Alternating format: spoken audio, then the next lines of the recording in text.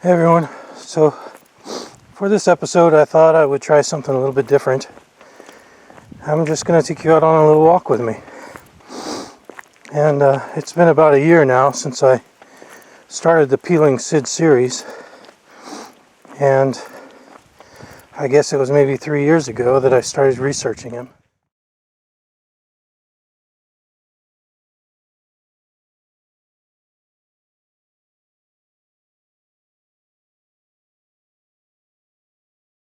As you can tell from my intro, my plan really is kind of to do like I set out to do, which is to further develop the scope of interpretation regarding Mr. Barrett and his work. And as I previously said in other episodes, if I came across other significant issues or mentions or comments or thoughts, then I reserve the right to come back and add to the Peeling Syd series, so I'll do so now. I found a couple things that are worthwhile, I think, and have considered a few more topics, and I wanted to share them with you. Now, when I first set out doing this, I intended to just kind of take you on a walk with me and discuss these issues. Unfortunately, the video was really jumpy, so it's bouncing around a lot, and it's kind of nauseating. It's distracting. And so what I've done is I've converted some of the images to still images, and I'll just kind of show those to you as I wander through these topics. And my intent really is to kind of get away from this idea of zoning in on a very specific way of walking through life, or a very specific mindset of walking, and then to open things up for us, to open up our worldview, to open up my worldview, to open up my vision so that I'm considering more things. And even if those things are perhaps a little bit hazy and difficult to make out, that's okay. I'm going to make the attempt personally to try to understand a greater world around me, and I'm going to try to understand aspects of Mr. Barrett that perhaps are a little bit difficult to try to understand, and of course are open to interpretation. So the first thing that I would like to kind of discuss is that there was a comment, and I won't say who it was made by, but I'll just kind of note that they called out a specific link, and I asked them if I could use their message, but they didn't reply yet, so I'm not going to use it.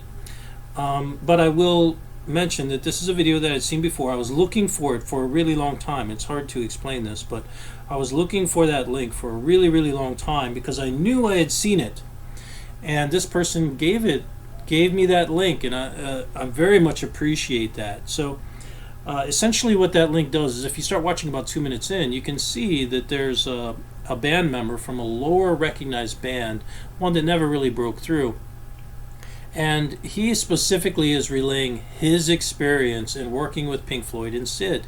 And what he specifically states was the only person in the band that he could talk to was Syd.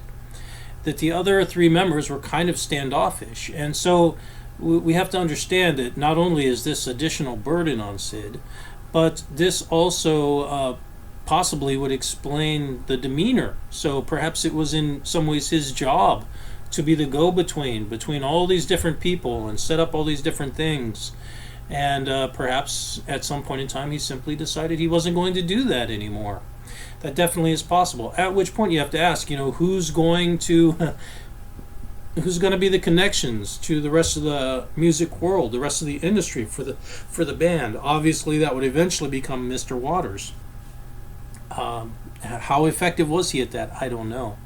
But certainly that shows another aspect of interpretation. And if you watch the Edginton interviews with the various members, you can see, in my opinion, that most of the guys are kind of reserved. They are by nature quite reserved, especially Nick Mason. I would argue that one of the more open individuals is Dave Gilmour, and I also feel that Mr. Waters is at least somewhat comfortable. You'll just have to, I'll link the Edginton interviews again if you'd like to check them out.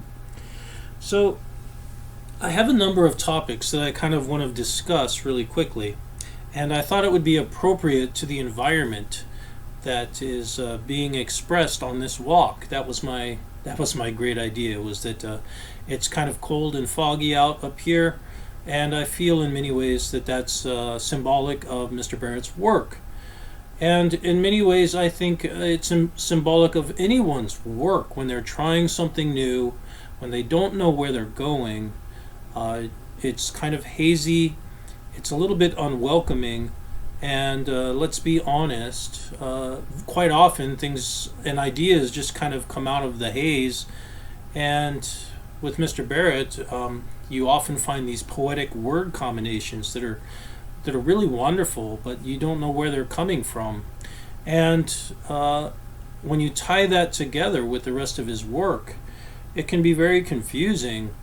I don't know that you can really do so with absolute certainty that that's what is happening, but I will say that in my opinion, Mr. Barrett was quite gifted in three areas. So you have artwork, you have the poetry of his lyrics, and you also have the music that he was developing within his mind. So there's three aspects, and I don't like that people try to differentiate those three things. Now, I've had a discussion with Mr. David Becky, and I'll give some of his comments here. I think he has some really, really wonderful comments, some wonderful personal stories. You can check out his comments if you so choose.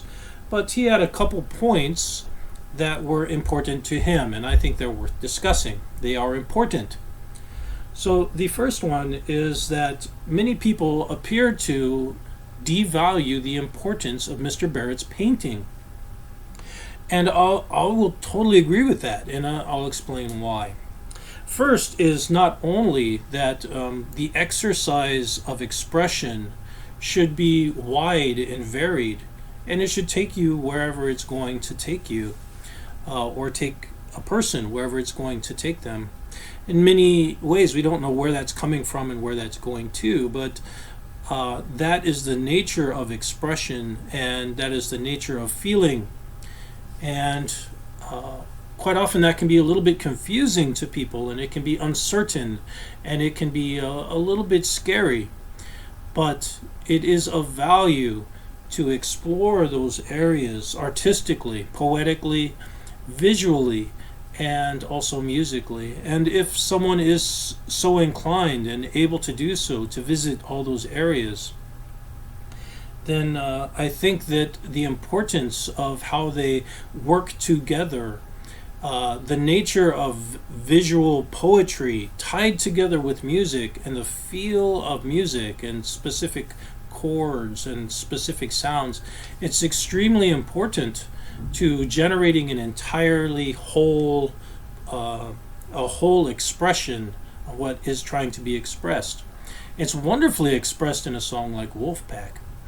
But the importance on the development of Mr. Barrett within his painting, and the possible connection of his painting with his music, is something that a lot of people overlook. And of course, we tried to do so in our Peeling Syd series. Whenever I came across artwork that looked like it might be tied to his work, I tried to show that there was some form of development, mutual development happening there. And I agree. I think it's unfortunate that more people haven't tried to do so. Now, one of the things that I mentioned is that, in my opinion, one of the most important works of art that Mr. Barrett made is very likely Little Red Rooster. And there's a whole possible group of stories that are tied to it. I guess you can watch Peeling Syd, King of Paint, if you so desire. But the themes that are tied within that painting possibly are quite important to the development of the music of Mr. Barrett. So some of the themes, because of the color red, we have the possibility of personal sacrifice to some other goal. Because of the possible relations that are outlined within that painting of people in A Little Red Rooster, we have the indication of the importance possibly of family, or a possible family. And we also have, due to the shapes of the teeth, which is extremely similar to the painting of The Boy and the Lions, that we discuss in episode 4 of Peeling Syd, we have the indication of a hydra or the problems of the world that are surrounding this person. So that's just a few things that you can draw from that painting that indicate, I think, and not even just including all the symbolic meanings of the color red, but the importance of that painting on the development of Mr. Barrett, in my opinion, is it's revelatory, and it's to some degree it's quite obvious, I would say. So I agree.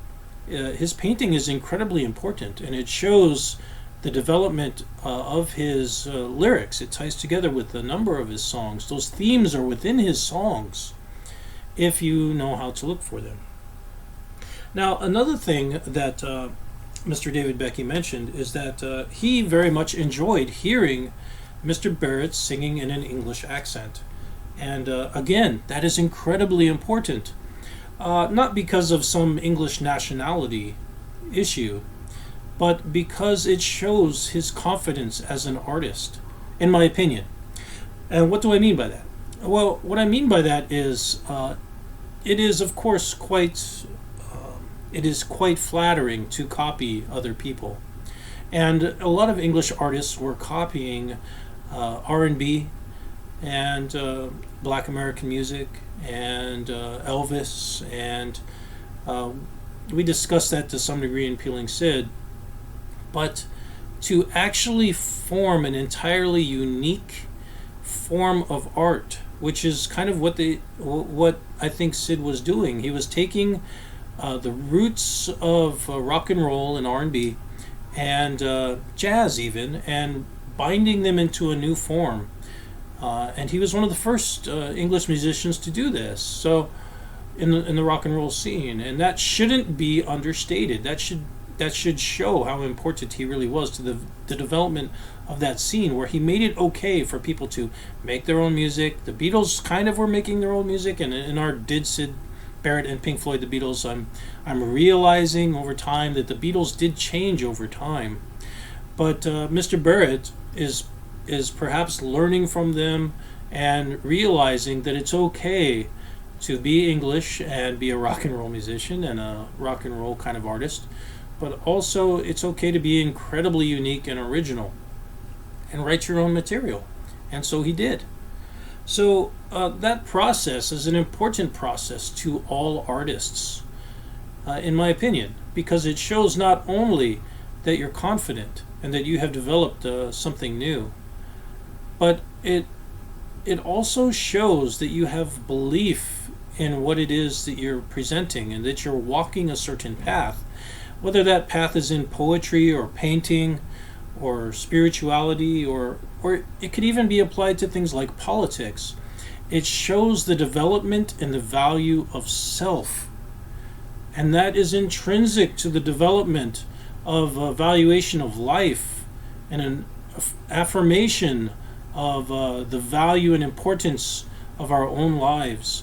And that shows through in our art when we are completely unique and when we have faith in ourselves that each of us has something wonderful to say. And I've known some people that are published poets, and I haven't tried to publish anything yet, but I will say that I have looked back at some of my own writing as a teenager, and I'm kind of surprised at I'm a little surprised at it. And I think there are many people like that have capabilities artistically, and they know it, and it's a little bit scary to realize that it's just lying latent. It's not being developed. So that's the reason for the quote that I led this episode with. I'm trying to figure out how to walk a path that allows me to cooperate with things on a larger scale than me, and yet still retain my own individual life. Artistically, spiritually, poetically, can that be done? I think so, and I think it's stated well in that quote. Give your time and money to whatever power there is so that you can continue your own life, and give other things to yourself and to your own development, so that you can attain a valuation of your own life and an expression of it. And perhaps someday those things will be recognized as being valuable to other people as well. Very likely, in my opinion, they won't be. But that's okay. We aren't doing the things that we do artistically necessarily for the development of a greater society. Although I do believe that they are intrinsic to the nature of a strong society, and particularly to the development of a strong democracy, in my opinion. So one quote that I would like to kind of throw at you, which is from Mr. Palacios' book, Syd Barrett and Pink Floyd, Dark Glow. Now, on page 243, he specifically says, in his opinion, that, and his word is richly expressive, his words, he believes that Mr. Barrett was richly expressive until the day he died, which is indicative of a genius. And we have to ask the question, why is this narrative continuing that he was either mad or that he perhaps had become an invalid in some way due to either a mental predisposition towards that, or perhaps drug abuse or other problems, when there are indicators that that isn't the case at all. And that narrative is important. And one of the points of evidence I will give you is right there. Would someone who is a genius that wished to be hidden and stay in this land of creation that's extremely confusing and unknown to most people, and in my opinion it's kind of symbolized in this idea of going walking by yourself in the woods, in the fog, or perhaps if you go surfing by yourself in the in the evening, which obviously is not something that is entirely safe to do, and of course they always tell people not to do that, but in all honesty I used to do that, and I'll go for walks by myself, and perhaps that's not the safest thing in the world to do, but sometimes I felt personally the need to go and center myself and experience my thoughts and do that alone. And perhaps that's not ideal, and it would be nice if other people would go with me, if they're of the same wavelength and they enjoy those things, and conversation can kind of happen or not. Sometimes conversation isn't necessary, but that doesn't always happen. So sometimes I feel the development of self requires a bit of solitude and facing the unknown alone sometimes. At any rate, that's pretty much it for this episode. I hope you've enjoyed it. You enjoyed the pictures. I hope you've enjoyed this discussion. And I really do hope that in time, if you study Mr. Barrett and if you try to live a life that is centered on self-development and also incorporation as much as you can with the rest of society in a positive way, which is what he's doing through the making of music and his art, is it's a form of compromise. It's a form of compromise to attain what is mutually sustainable. So that, and we're finding now that a lot of people obviously are showing that they can't stay integrated with society in a positive way, which is really, really unfortunate. But of course, I suppose from their point of view, if they are not able to develop self in a positive way, then perhaps they're acting out because of that. And I think the rest of society needs to realize that people need to develop, and they need that time, that form of spiritual and artistic development to occur in order to be stable citizens. And if that can be maintained, then I think the world would be a better place for everyone. So that's it for this episode. I hope you enjoyed it. I hope you enjoyed the talk, and I will talk to you folks later.